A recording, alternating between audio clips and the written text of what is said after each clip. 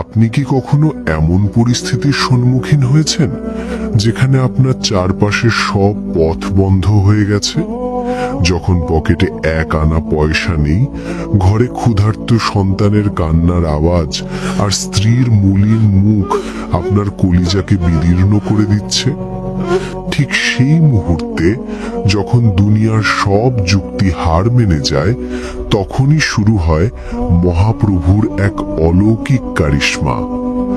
আজ আমি আপনাদের এমন এক মানুষের গল্প শোনাবো যার অটল বিশ্বাস আর একনিষ্ঠ তাওয়াক্কুল তাকে এমন এক রিজিকের দুয়ারে পৌঁছে দিয়েছিল যা সে তার কল্পনাতেও কখনো ভাবেনি। কান পেতে শুনুন সেই মায়াবী কাহিনী যা আপনার বিশ্বাসের ভিতকে নাড়িয়ে দেবে আর চোখের কোণে অজান্তেই দুফোঁটা অশ্রু এনে দেবে। গল্পটি শুরু করার আগে চ্যানেলে লাইক, সাবস্ক্রাইব এবং কমেন্টে লিখে জানান বাংলাদেশের কোন জেলা থেকে ভিডিওটি দেখছেন। চলুন শুরু করা যাক। রাতটা ছিল ভীষণ অন্ধকার, চারদিকে নিঝুম স্তব্ধতা। কেবল মাঝে মাঝে ঝিঁঝি পোকার দাগ সেই নিস্তব্ধতাকে ভেঙে দিচ্ছিল। শহরের এক কোণে জরাজীর্ণ এক কুঁড়ে ঘরে বসে আছেন আব্দুল্লাহ। প্রদীপের ক্ষীণ আলোয় তার ক্লান্ত মুখখানা দেখা যাচ্ছিল। কপালের ভাঁজগুলো বলছিল তার জীবনের দীর্ঘ সংগ্রামের কথা। আব্দুল্লাহ একজন অতি সাধারণ মানুষ, যার সম্বল বলতে ছিল শুধু তার সততা আর আল্লাহর উপর অগাধ বিশ্বাস। কিন্তু গত কয়েকদিন ধরে তার জীবনটা এক কঠিন পরীক্ষার মুখোমুখি। ঘরে এক দানা চাল নেই। ছোট ছোট তিনটে সন্তান ক্ষুধার জ্বালায় কাঁদতে কাঁদতে আজ ঘুমিয়ে পড়েছে। তাদের সেই মলিন মুখগুলোর দিকে তাকালে আব্দুল্লাহর মনে হচ্ছিল যেন কেউ তার কলিজায় তপ্ত সীসা ঢেলে দিচ্ছে। তার স্ত্রী ফাতেমা, যিনি সারা জীবন আব্দুল্লাহর অভাবের সংসারে ছায়ার মতো পাশে ছিলেন, তিনি আজ আর নিজেকে সামলাতে পারছিলেন না। ফাতেমা দেয়ালে হেলান দিয়ে নীরবে চোখের পানি ফেলছিলেন। তার সেই নীরব কান্না আব্দুল্লাহর কানে তীরের মতো বিঁধছিল। আব্দুল্লাহ দীর্ঘশ্বাস ফেলে আকাশের দিকে তাকালেন। মেঘের আড়ালে চাঁদটা ঢাকা পড়ে আছে, যেন প্রকৃতির সব আলো আজ নিভে গেছে। আব্দুল্লাহর মনে হচ্ছিল তার চারপাশের দেয়ালগুলো যেন ক্রমশ ছোট হয়ে আসছে, তাকে দম বন্ধ করে দেওয়ার জন্য। মানুষ যখন চরম অসহায় হয়ে পড়ে, তখন তার সামনে কেবল দুটি পথ খোলা থাকে। হয় সে ভেঙে পড়বে, না হয় সে তার স্রষ্টার কাছে নিজেকে সঁপে দেবে। আব্দুল্লাহ দ্বিতীয় পথটি বেছে নিলেন। তিনি ভাবলেন, যে রব আমাকে এই পৃথিবীতে পাঠিয়েছেন, তিনি কি আমাকে এভাবে না খেয়ে মরতে দেবেন? যে পাখিটি সকালে খালি পেটে বাসা থেকে বের হয়, সেও তো সন্ধ্যায় ভরা পেটে ফিরে আসে। তবে আমি কেন হতাশ হব? আব্দুল্লাহ অজু করে জায়নামাজে দাঁড়ালেন। রাতের সেই শেষ প্রহরে, যখন সারা পৃথিবী গভীর ঘুমে মগ্ন, তখন আব্দুল্লাহর দুই চোখ বেয়ে অশ্রু ঝরছিল। তিনি হাত তুলে বললেন, হে অরসের মালিক, তুমি তো জানো আমার অন্তরের অবস্থা। আমার সন্তানদের ক্ষুধার কষ্ট তুমি ছাড়া আর কেউ দেখছে না। আমি তোমার কাছে কোনো ধন সম্পদ চাই না, শুধু আমার সন্তানদের মুখে এক মুঠো আহার তুলে দেওয়ার তৌফিক দাও। তোমার উপর আমার যে বিশ্বাস, সেই বিশ্বাসের মর্যাদা তুমি রক্ষা করো। নামাজ শেষ করে আব্দুল্লাহর মনে এক অদ্ভুত প্রশান্তি নেমে এলো। মনে হলো তার সব দুশ্চিন্তা যেন এক নিমিষেই কর্পূরের মতো উড়ে গেছে। ফাতেমা পাশে এসে বসলেন। আব্দুল্লাহ তার দিকে তাকিয়ে ম্লান হেসে বললেন, ফাতেমা, ধৈর্য ধরো। আমাদের আল্লাহ আছেন, তিনি আমাদের নিরাশ করবেন না। ফাতেমা চোখের জল মুছে বললেন, আমি তো ধৈর্য ধরেই আছি, কিন্তু সন্তানদের মুখ দেখে আমার বুক ফেটে যাচ্ছে। আব্দুল্লাহ বললেন, চলো আমরা আজ রাতে একটুও না ঘুমিয়ে শুধু তার জিকির করি। যিনি 7 আসমানের উপরে বসে আমাদের দেখছেন, তিনি নিশ্চয়ই একটা পথ বের করবেন। রাত বাড়তে লাগলো। আব্দুল্লাহ ভাবলেন, ঘরে বসে থাকলে তো আর রিজিক আসবে না, তাকে চেষ্টা করতে হবে। যদিও মাঝরাতে কাজ পাওয়ার কোনো সম্ভাবনা নেই, তবুও এক অজানা টানে তিনি ঘরের বাইরে বেরিয়ে পড়লেন। নিস্তব্ধ রাস্তা দিয়ে হাঁটতে হাঁটতে তিনি সুবহানাল্লাহ, আলহামদুলিল্লাহ পড়ছিলেন। বাতাসের ঝাপটা তার মুখে লাগছিল, কিন্তু তার মনে ছিল এক দৃঢ় প্রত্যয়। হাঁটতে হাঁটতে তিনি শহরের বড় মসজিদের সামনে গিয়ে পৌঁছলেন। ভাবলেন, এই পবিত্র স্থানে বসে বাকি রাতটুকু কাটিয়ে দেবেন। মসজিদের বারান্দায় বসে আব্দুল্লাহ ভাবছিলেন মানুষের জীবনের এই বিচিত্র খেলা নিয়ে। কেউ প্রাসাদে বসে বিলাসিতা করছে, আর কেউ এক টুকরো রুটির জন্য হাহাকার করছে। কিন্তু দিন শেষে সবাই তো সেই মাটির নিচেই যাবে। এই চিন্তা যখন তার মাথায় ঘুরপাক খাচ্ছিল, ঠিক তখন তিনি দেখলেন অন্ধকারের মধ্যে একজন লোক হন্তদন্ত হয়ে মসজিদের দিকে এগিয়ে আসছে। লোকটির পরনে দামি পোশাক, কিন্তু তার চোখে মুখে এক চরম অস্থিরতা। লোকটি এসেই আব্দুল্লাহকে জিজ্ঞেস করল, ভাই, আপনি কি এখানকার খাদেম? আব্দুল্লাহ বিনয়ের সাথে উত্তর দিলেন, না ভাই, আমি এক মুসাফির, আল্লাহর ঘরে আশ্রয় নিতে এসেছি। লোকটি আব্দুল্লাহর পাশে ধপাস করে বসে পড়ল। তার দীর্ঘ শ্বাস শুনে মনে হচ্ছিল সে কোনো বড় বিপদে আছে। লোকটি বলতে শুরু করল, আমার নাম আসলাম, আমি এই শহরের একজন ব্যবসায়ী। আমার অগাধ সম্পদ আছে, কিন্তু আজ আমার একমাত্র সন্তানটি বিছানায় কাতরাচ্ছে। শহরের বড় বড় ডাক্তাররা হাল ছেড়ে দিয়েছেন। আমার মনে হচ্ছে আমার সব সম্পদ আজ মূল্যহীন। মাঝরাতে ঘুম ভেঙে গেল। মনে হলো যদি কোনো আল্লাহর প্রিয় বান্দার দোয়া নিতে পারতাম, তাহলে হয়তো আমার সন্তানটি বেঁচে যেত। তাই পাগলের মতো মসজিদের দিকে ছুটে এসেছি। আব্দুল্লাহ লোকটির কথা শুনছিলেন আর মনে মনে ভাবছিলেন, আল্লাহ হয়তো এভাবেই তার রিজিকের ব্যবস্থা করছেন। তিনি আসলামকে বললেন, ভাই, নিরাশ হবেন না। জীবন আর মৃত্যুর মালিক একমাত্র আল্লাহ। আপনি যদি আন্তরিকভাবে তার কাছে চান, তিনি অবশ্যই আপনার ডাকে সাড়া দেবেন। আসলাম কাঁদতে কাঁদতে আব্দুল্লাহর হাত ধরে বললেন, ভাই, আপনি কি আমার জন্য একটু দোয়া করবেন? আপনার চেহারা দেখে মনে হচ্ছে আপনি আল্লাহর খুব কাছের কেউ। আব্দুল্লাহর নিজেরই তো আজ নুন আনতে পান্তা ফুরোবার অবস্থা। তিনি নিজেকে খুব নগণ্য মনে করলেন। তবুও লোকটির আকুতি দেখে তিনি হাত তুললেন। মসজিদের সেই নির্জন বারান্দায় দুজন মানুষ, একজন বিত্তশালী কিন্তু মানসিকভাবে বিধ্বস্ত, আর অন্যজন দরিদ্র কিন্তু ইমানে বলিয়ান, একসাথে আল্লাহর দরবারে হাত তুললেন। আব্দুল্লাহ অত্যন্ত আবেগের সাথে দোয়া করলেন। তার কণ্ঠস্বর কাঁপছিল, চোখের পানিতে গাল ভিজে যাচ্ছিল। তিনি বলতে থাকলেন, হে আল্লাহ, তুমি এই বাবার আর্তনাদ কবুল করো। তুমি যেমন আমাকে আজ পরীক্ষায় ফেলেছ, তেমনি তাকেও ফেলেছ। আমাদের দুজনের ওপরই তুমি রহমত নাজিল করো। আব্দুল্লাহর সেই মায়াবী দোয়া আসলামের হৃদয়ে গিয়ে বিঁধল। তার মনে হলো তার হৃদয়ের পাথরটা যেন সরে যাচ্ছে। দোয়া শেষ করে আসলাম দীর্ঘক্ষণ চুপ করে রইলেন। এরপর তিনি পকেট থেকে একটা খাম বের করে আব্দুল্লাহর হাতে দিতে চাইলেন। আব্দুল্লাহ পিছিয়ে গিয়ে বললেন, না ভাই, আমি দোয়ার বিনিময় নেই না। আমি যা করেছি তা কেবল আল্লাহর সন্তুষ্টির জন্য। আসলাম বললেন, না ভাই, এটা দোয়ার বিনিময় নয়, এটা আমার পক্ষ থেকে আপনার জন্য একটা উপহার। আপনি হয়তো জানেন না, আপনার এই কথাগুলো আর দোয়া আমার মনে কতটা শক্তি জুগিয়েছে।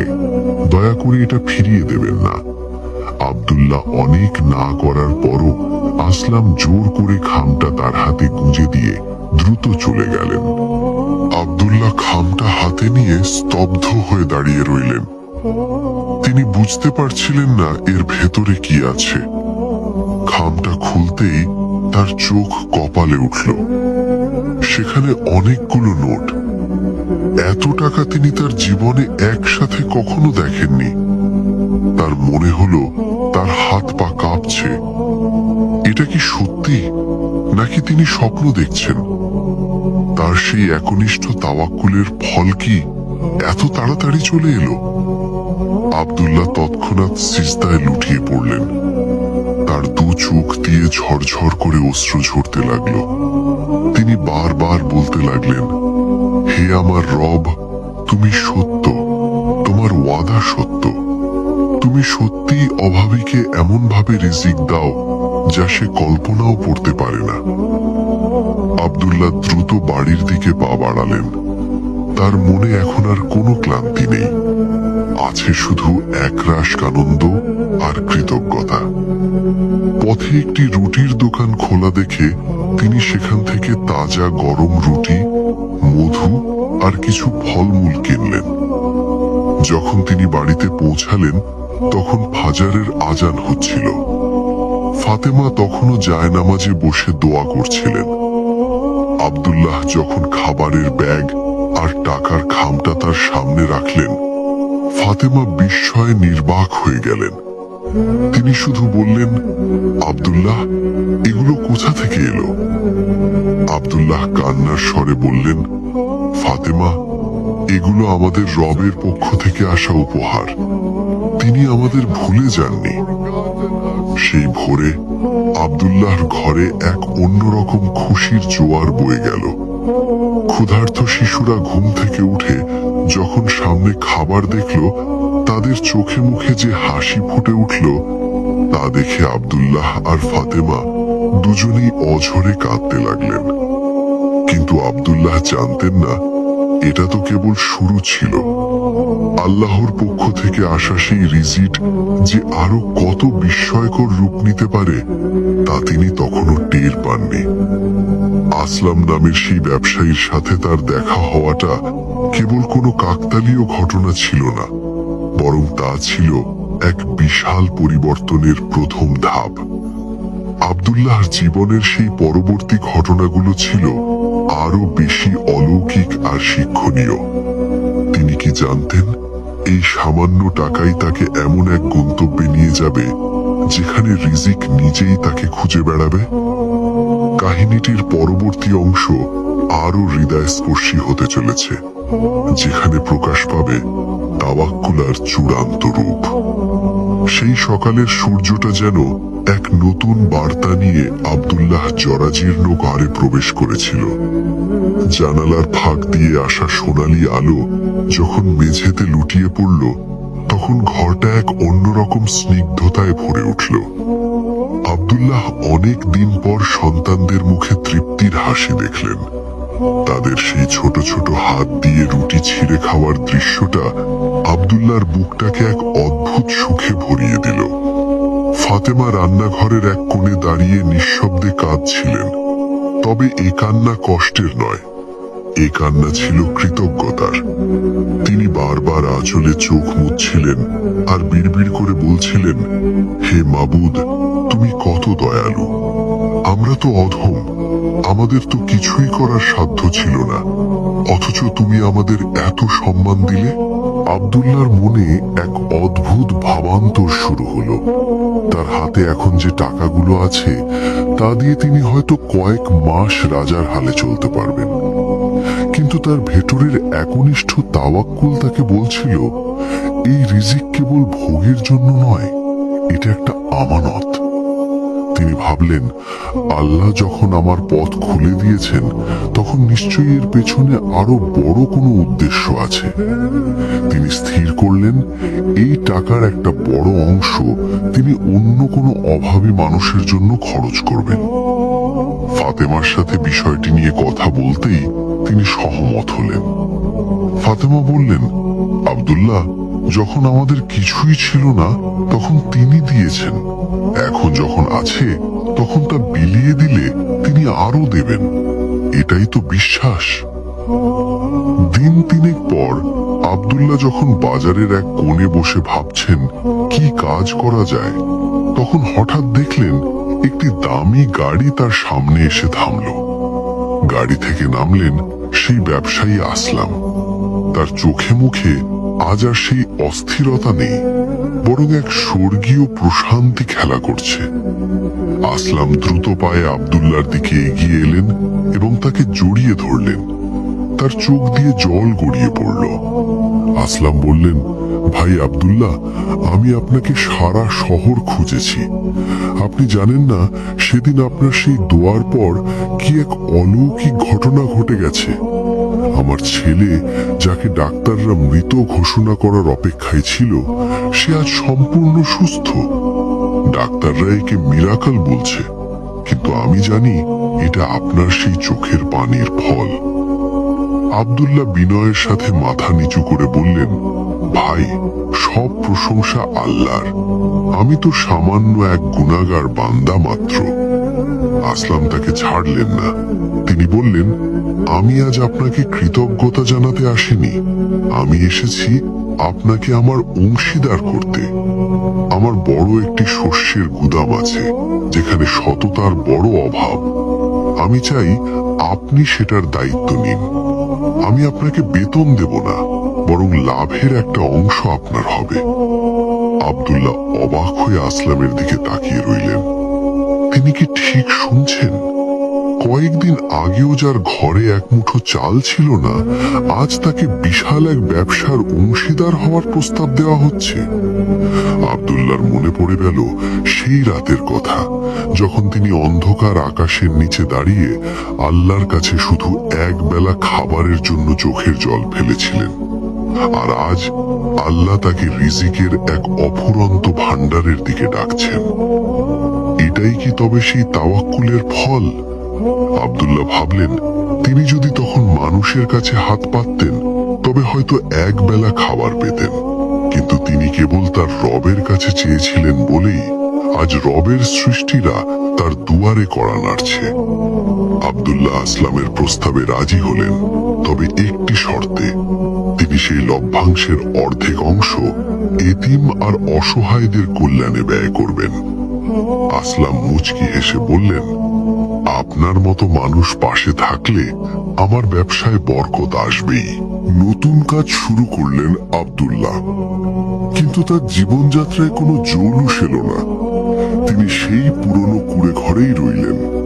ফাতেমাও আগের মতোই সাদাসিধে জীবনযাপন করতে লাগলেন। আব্দুল্লাহর সততা আর পরিশ্রমের ফলে আসলামের ব্যবসায় অভাবনীয় উন্নতি হতে লাগলো। দূর দূরান্ত থেকে মানুষ আব্দুল্লাহর সাথে ব্যবসা করতে আসতো। তবে আব্দুল্লাহর একটি বিশেষ নিয়ম ছিল। ব্যবসার কাজে যখনই কেউ কোনো বিপদে পড়ত, আব্দুল্লাহ সবার আগে তার পাশে দাঁড়াতেন। তিনি বলতেন, রিজিক দেওয়ার মালিক আল্লাহ, আমি শুধু উসিলা মাত্র। একদিন এক বৃদ্ধ লোক আব্দুল্লাহর অফিসে এলেন। লোকটির গায়ের কাপড় জায়গায় জায়গায় তালি দেওয়া, পায়ে ছেঁড়া স্যান্ডেল। লোকটি কাঁপা কাঁপা গলায় বললেন, বাবা, আমার মেয়েটার বিয়ে ঠিক হয়েছে, কিন্তু হাতে একটা টাকাও নেই। যদি কিছু সাহায্য করতে। আব্দুল্লাহ সেই বৃদ্ধের দিকে তাকিয়ে নিজের অতীতের কথা মনে করলেন। তার মনে হলো এক সময় তিনিও তো এমন অসহায় ছিলেন। তিনি তৎক্ষণাৎ আলমারি খুলে মোটা অঙ্কের কিছু টাকা লোকটির হাতে তুলে দিলেন। বৃদ্ধ লোকটি অবাক হয়ে বললেন, বাবা, আমি তো এত চাইনি। আব্দুল্লাহ মায়াবী স্বরে বললেন, চাচা, এটা আমি দিচ্ছি না। এটা আপনার রিজিক, যা আল্লাহর কাছে জমা ছিল। আমি শুধু আপনার কাছে পৌঁছে দেওয়ার মাধ্যম হলাম। বৃদ্ধ লোকটি কাঁদতে কাঁদতে বিদায় নিলেন। এই ঘটনার কয়েকদিন পর আব্দুল্লাহ এক কঠিন পরীক্ষায় পড়লেন। ব্যবসার একটু বড় চালানের মাল বোঝাই জাহাজ সমুদ্রের ঝড়ের কবলে পড়ল। আসলাম সাহেব বিচলিত হয়ে পড়লেন। তিনি ভাবলেন তার অর্ধেক সম্পদ বুঝি শেষ হয়ে গেল। তিনি আব্দুল্লাহর কাছে এসে বললেন, আব্দুল্লাহ, সব তো শেষ হয়ে গেল, এবার আমরা কি করব? আসলাম শান্ত কণ্ঠে উত্তর দিলেন, আসলাম ভাই, যখন লাভ হয়েছিল তখন তো আমরা আলহামদুলিল্লাহ বলেছি। এখন যদি ক্ষতি হয় তবে ইন্না লিল্লাহ পড়ব। রিজিক যিনি দিয়েছিলেন তিনি যদি নিয়ে যান তবে তাতেও নিশ্চয়ই কোনো কল্যাণ আছে।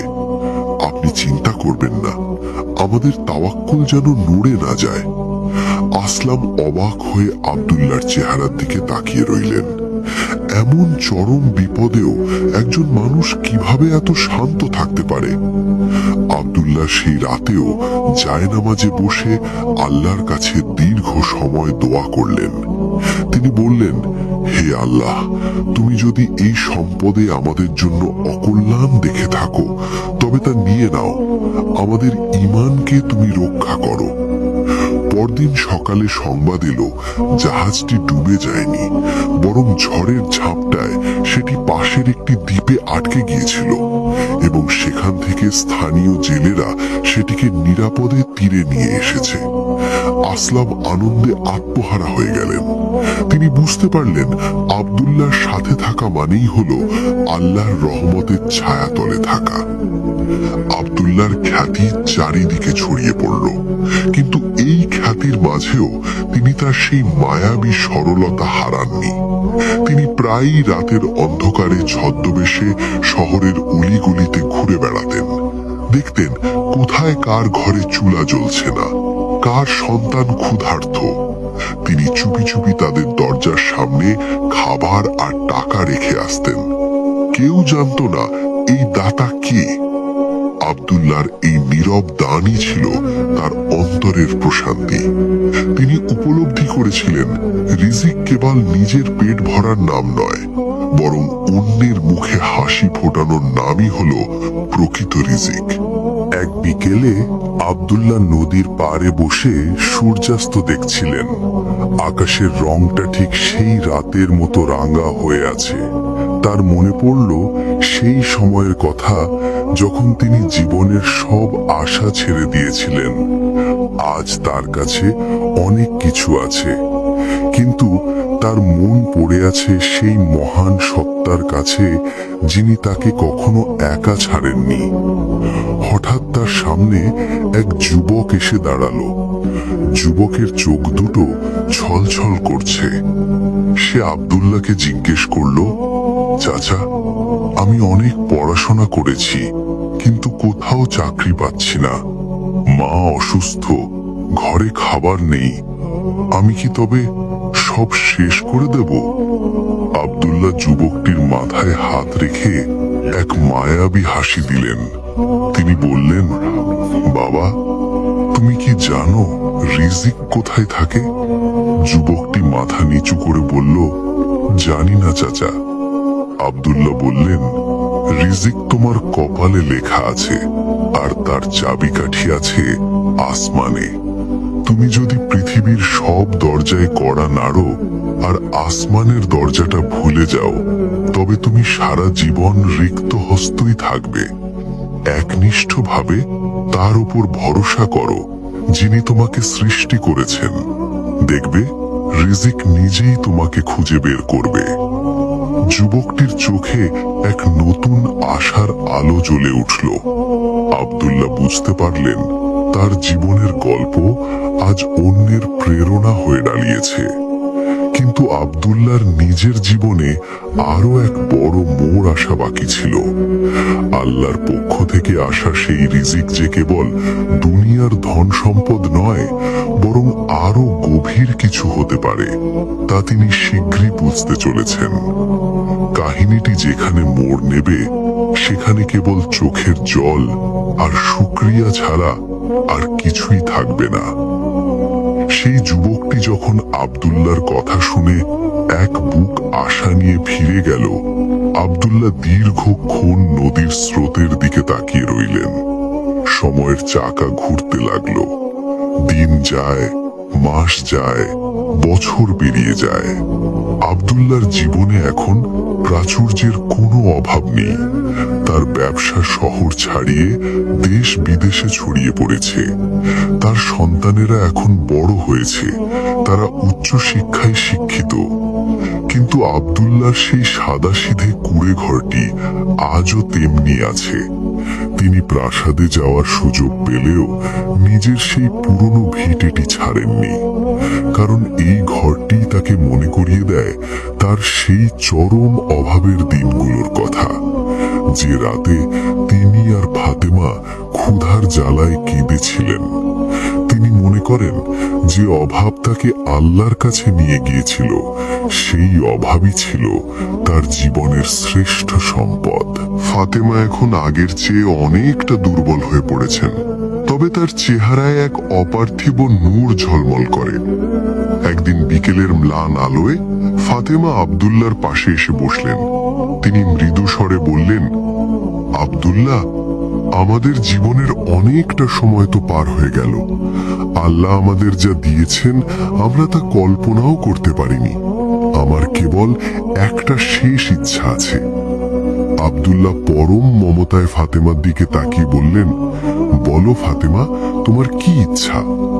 ফাতেমা চোখের জল মুছে বললেন, আমি চাই আমাদের এই সমস্ত সম্পদ থেকে একটি বিশাল মুসাফিরখানা আর একটি এতিমখানা তৈরি করতে, যেখানে কোনো মানুষ ক্ষুধার্ত থাকবে না, যেখানে কেউ আশ্রয়ের অভাবে কাঁদবে না।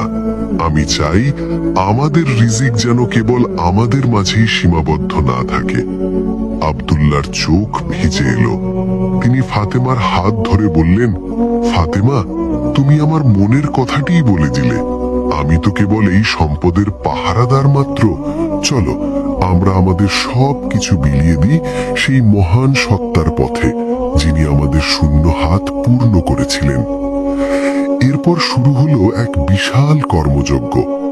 আব্দুল্লাহ তার সম্পদের সিংহভাগ ব্যয় করে শহরের এক প্রান্তে এক বিশাল আশ্রয়স্থল নির্মাণ করলেন। সেখানে প্রতিদিন হাজার হাজার মানুষের খাবারের ব্যবস্থা হলো। আব্দুল্লাহ নিজে দাঁড়িয়ে থেকে সেই খাবার পরিবেশন করতেন। বড় বড় ব্যবসায়ীরা যখন তাকে দেখে অবাক হতো, তিনি শুধু মুচকি হেসে বলতেন, ভাই, আমি তো আমার আসল মালিকের পাওনা মিটিয়ে দিচ্ছি।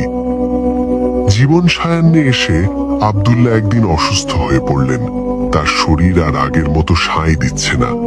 বিছানায় শুয়ে শুয়ে তিনি জানালা দিয়ে আকাশের দিকে তাকিয়ে থাকেন। ফাতেমা শিয়রে বসে কোরআন তিলাওয়াত করেন। একদিন হঠাৎ সেই ব্যবসায়ী আসলাম সাহেব দেখা করতে এলেন। আসলামের বয়স হয়েছে, চুলে পাক ধরেছে। তিনি আব্দুল্লাহর হাত ধরে ফুপিয়ে কেঁদে উঠলেন। আসলাম বললেন, আব্দুল্লাহ ভাই, আপনি চলে গেলে আমার কি হবে? এই ব্যবসার কি হবে? আব্দুল্লাহ ক্ষীণ কণ্ঠে বললেন, আসলাম ভাই, আমি তো আসিনি চিরকাল থাকার জন্য। আমি যা রেখে যাচ্ছি তা কেবল দুনিয়ার ধন সম্পদ নয়। আমি রেখে যাচ্ছি আল্লাহর উপর সেই অটল বিশ্বাসের গল্প। আপনি প্রতিশ্রুতি দিন, আমার করা এই এতিমখানা আর মুসাফিরখানা যেন কখনো বন্ধ না হয়। আসলাম মাথা নেড়ে কথা দিলেন। সেদিন রাতটা ছিল ঠিক সেই রাতের মতো অন্ধকার, যেদিন আব্দুল্লাহ প্রথম আল্লাহর কাছে হাত তুলেছিলেন। আব্দুল্লাহর ঘরের ভেতর এক অদ্ভুত সুগন্ধ ছড়িয়ে পড়ল। তার সন্তানেরা চারপাশে ঘিরে বসে আছে। আব্দুল্লাহ সবার দিকে একবার তৃপ্তির দৃষ্টিতে তাকালেন। এরপর ফাতেমার দিকে তাকিয়ে বললেন, ফাতেমা, মনে আছে সেই রাতের কথা যখন আমাদের ঘরে এক দানা চাল ছিল না? আজ দেখো আমার রব আমাদের কত সম্মান দিয়ে বিদায় নিচ্ছেন। তিনি আমাকে এমন রিজিক দিয়েছেন যা আমার কল্পনাকেও হার মানিয়েছে। আর সেই রিজিক কেবল টাকা পয়সা নয়, সেই রিজিক হলো তোমাদের ভালোবাসা আর আল্লাহর ওপর এই অবিচল বিশ্বাস। আব্দুল্লাহর শ্বাস ক্রমশ ছোট হয়ে আসছে। তার চোখের কোণে এক ফোঁটা অশ্রু টলমল করছে। তিনি বিড়বিড় করে বলতে লাগলেন, আলহামদুলিল্লাহ, আলহামদুলিল্লাহ। তার মুখমণ্ডলে এক স্বর্গীয় হাসি ফুটে উঠল। মনে হলো তিনি যেন দেখতে পাচ্ছেন সেই জান্নাতের বাগান যার ওয়াদা তার রব তাকে দিয়েছিলেন। উপস্থিত সবাই কান্নায় ভেঙে পড়ল। কিন্তু আব্দুল্লাহর সেই শান্ত মুখখানি দেখে মনে হচ্ছিল তিনি যেন এক গভীর ঘুমে নিমগ্ন হয়েছেন। তার মৃত্যু সংবাদ ছড়িয়ে পড়লে সারা শহর স্তব্ধ হয়ে গেল। হাজার হাজার মানুষ রাস্তায় নেমে এলো সেই মানুষটিকে শেষ বিদায় জানাতে, যে মানুষটি তাদের শিখিয়েছিল তাওয়াক্কুল কি জিনিস। এখন আমার গলার আওয়াজটা হয়তো আপনাদের কাছে একটু অন্যরকম লাগছে, কারণ আমার বুকটা আজ এক অজানা কান্নায় ফেটে যাচ্ছে। আব্দুল্লাহর এই কাহিনী কেবল একটি গল্প নয়, এটা আমাদের প্রত্যেকের জীবনের আয়না। আমরা যখন সামান্য বিপদে পড়ি তখন কত সহজেই না হাহাকার শুরু করি। আমরা ভুলে যাই যে আমাদের মাথার উপরে একজন দয়ালু রব আছেন। আমরা মানুষের দ্বারে দ্বারে ঘুরি, কিন্তু যিনি রিজিকের মালিক তার কাছে চাই না। আজ এই মুহূর্তে নিজেকে একটু প্রশ্ন করুন তো, আপনার রিজিকের জন্য আপনি কি কখনো আব্দুল্লাহর মতো অঝরে কেঁদেছেন? আপনি কি কখনো সব দুশ্চিন্তা ঝেড়ে ফেলে কেবল তার উপর ভরসা করে জায়নামাজে দাঁড়িয়েছেন? বিশ্বাস করুন, আপনি যখন দুনিয়ার সব আশা ছেড়ে দিয়ে কেবল মহান আল্লাহর উপর ভরসা করবেন, তখনই দেখবেন আসমান থেকে রিজিকের দরজাগুলো আপনার জন্য খুলে যাচ্ছে। তিনি আপনাকে এমন ভাবে দেবেন যা আপনি আপনার কল্পনাতেও কখনো ভাবেননি। রিজিক মানে তো শুধু কারি কারি টাকা নয়, রিজিক মানে হলো আপনার মনে প্রশান্তি, আপনার নেক সন্তান, আপনার পরিবারের হাসি, আর শেষ নিঃশ্বাসের সময় ঈমানের সাথে বিদায় নেওয়া। আসুন না, আজ থেকে আমরাও সেই তাওয়াক্কুলের চর্চা করি। আমরা যেন রিজিকের পেছনে না ছুটে রিজিকের মালিকের পেছনে ছুটি। মনে রাখবেন, আল্লাহ কাউকে ফেরান না, তিনি কেবল ধৈর্য পরীক্ষা করেন। আর সেই পরীক্ষায় যে টিকে থাকে তার জন্য অপেক্ষা করে এক অলৌকিক উপহার। আমার কথাগুলো যদি আপনাদের মনে একটুও দাগ কেটে থাকে, তবে দয়া করে এই মায়াবী কাহিনীটি অন্যদেরও শোনান। হয়তো আপনার একটি শেয়ার কারো ভেঙে যাওয়া বিশ্বাসকে আবার জোড়া লাগিয়ে দিতে পারে। হে পরম করুণাময়, আমাদের সবাইকে একনিষ্ঠ তাওয়াক্কুল নসিব করো, আমাদের রিজিককে বরকতময় করো, আর আমাদের শেষ বিদায়কে সুন্দর করো। আমিন সুম্মা আমিন। সত্যি তিনি কতই না উত্তম রিজিক দাতা। একবার শুধু চেয়ে তো দেখুন, তিনি আপনাকে শূন্য হাতে ফেরাবেন না, কখনো না। আসসালামু আলাইকুম রহমতুল্লাহ। অসংখ্য ধন্যবাদ ধৈর্য সহকারে আমাদের সম্পূর্ণ ভিডিওটি, সম্পূর্ণ গল্পটি দেখার জন্য। ইনশাল্লাহ নেক্সট টাইমে আরো সুন্দর সুন্দর ভিডিও বা নেক্সট টাইমে আরো সুন্দর সুন্দর গল্প আপনাদেরকে উপহার দিব। তবে অবশ্যই লাইক কমেন্ট সাবস্ক্রাইব করবেন, আর অবশ্যই কিন্তু আপনারা কমেন্টে জানাবেন যে বাংলাদেশের কোন জেলা থেকে আমাদের ভিডিওটা দেখলেন। আপনাদের একটি কমেন্ট, আপনাদের একটি লাইক অবশ্যই আমাদেরকে অনেক বেশি ইন্সপায়ার করে নতুন নতুন গল্প, নতুন নতুন ভিডিও তৈরি করার জন্য। সো অবশ্যই কিন্তু আপনার লাইক কমেন্ট এবং সাবস্ক্রাইব করবেন চ্যানেলটি। দেখা হচ্ছে নতুন কোনো ভিডিওতে, নতুন কোনো গল্প নিয়ে। সে পর্যন্ত ভালো থাকবেন। আল্লাহ হাফেজ। আসসালামু আলাইকুম ওয়া রাহমাতুল্লাহ।